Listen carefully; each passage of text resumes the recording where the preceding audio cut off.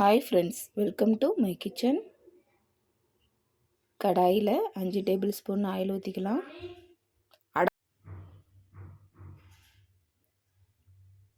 3 பெரிய வெங்காயம் நறுக்கி வச்சுருக்கேன், அதையும் போட்டுக்கலாம்.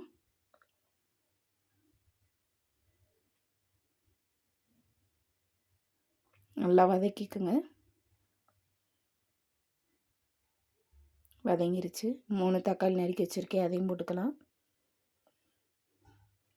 இதையும் நல்லா வதக்கிக்கோங்க.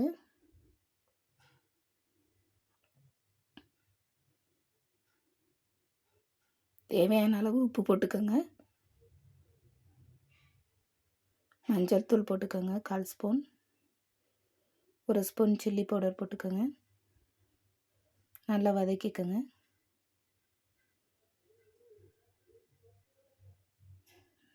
நல்லா வதங்கிருச்சு, எண்ணெய் பிரிஞ்சு வந்துருச்சு.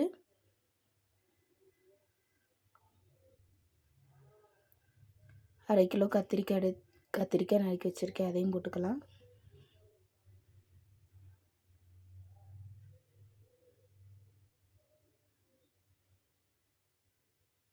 நல்லா வதக்கிக்கோங்க.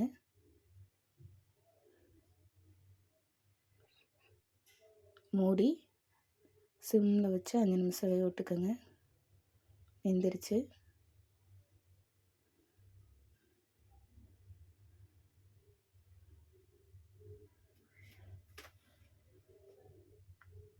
தேவையான அளவு தண்ணி ஊற்றிக்கலாம்.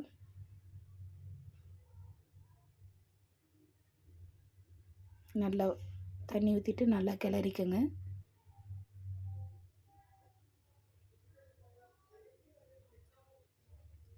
மூடி போட்டு 2 நிமிஷம் வேக விட்டுக்கோங்க. நல்லா கொதி வந்துடட்டும். நல்ல எண்ணெய் பிரிஞ்சு கொதி வந்துடுச்சு.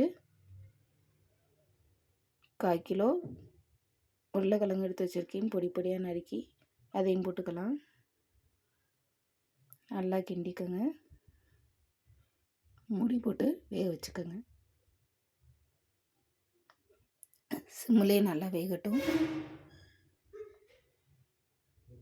வெந்துருச்சு.